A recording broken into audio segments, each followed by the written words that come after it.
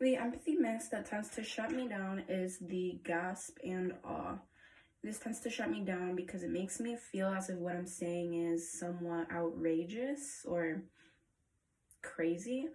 Um, and it makes me feel like I want to disclose less, like it disencourages me. And as they said in the book, suddenly you need to make the other person feel better for like being in a state of shock.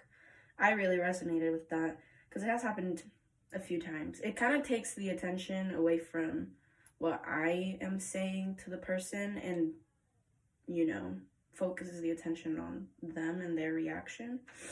Emotions that come up when I encounter this barrier would be dissatisfied, discouraged, invalidated, and feeling like what I'm saying is like a burden to them, kind of. It affects my connection with the person by making me more hesitant to share with them and like talk to them. Number 2, one empathetic myth that I rarely but sometimes use is sympathy versus empathy, and I would instances where I would use this empathy myth would be in situations where I also have a lot going on, where in situations where I don't have really the mental ability to kind of like process what they're telling me, or if I'm just like tired or if I'm not in a good mood, I tend to resort to sympathy instead of trying to connect with the person and be more empathetic towards them. Number 3, I think the pandemic and increased technology has impacted our ability to empathize because we were all going through a lot of stuff in the pandemic. So I feel like people kind of just only cared about their problems. And since we were isolated and in quarantine, it led to a lot of disconnection because we no longer had that face-to-face contact. We were no longer able to like hug people, hold hands.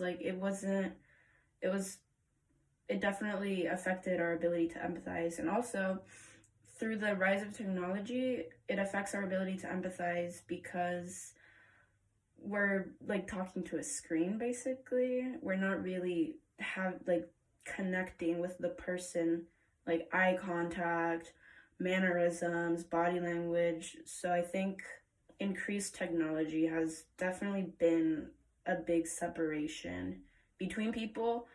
Although it is convenient, it may not be so convenient for our ability to empathize and have deeper in-person connections.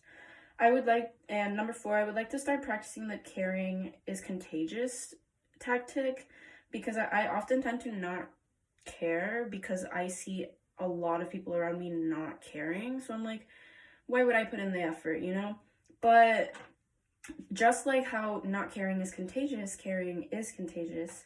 I would like to practice this in my everyday life by asking my family and my friends how they are more often, just like making a conscious effort to do it more often, or just like people in the street too, you can make someone's day.